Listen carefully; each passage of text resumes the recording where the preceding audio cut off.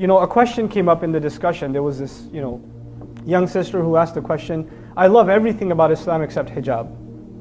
And it seems like hijab is there to protect men from looking at us. So, I don't really see the point in it.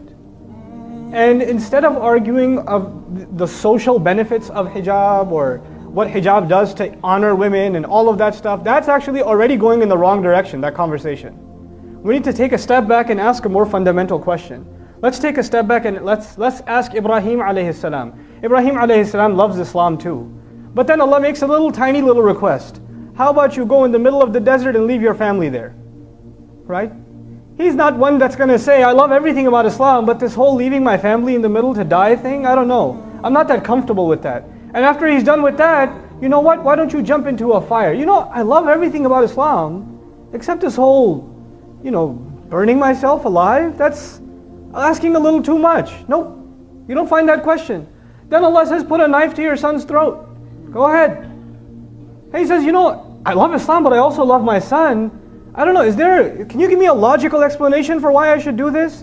Can you tell me the social benefits or some of the other reasons, other benefits that why I should be obeying you? إِذْ قَالَ لَهُ رَبُّهُ أَسْلِمْ قَالَ أَسْلَمْتُ لِرَبِّ الْعَالَمِينَ. There's a reason Allah taught us that lesson in Surah Al-Baqarah. Whenever Allah said to him, give yourself up, submit, surrender, he said, I surrender, I give myself up, I submit myself entirely before the Master of all peoples, بِرَبِّ الْعَالَمِينَ. So before we talk about any aspect of deen and try to figure out the logic of it, understand the larger purpose. Allah has made this deen one of submitting to Him. If you're having a hard time submitting to Him, you're having a hard time with Islam itself, the very central idea of deen itself.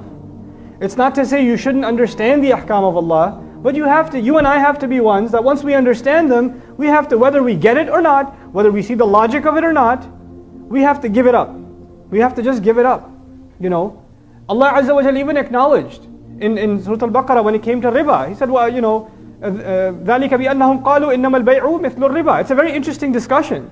Allah Azza wa Jalla says there are people who consume riba and they say that, that's because they say that business is just like riba. I mean, if you look at liquid transactions as solid transactions and money and cash and what it's backed by, and it's a complicated discussion. It could go either way. You can't even tell the difference. 1920, potato, 1-2 lines in a contract. I mean, what's the big deal? It is the same. And if you sit and have a 4-hour argument with a finance major about whether riba is halal or not, or what's the difference between riba and business, you might say, yeah, it's the same, yeah.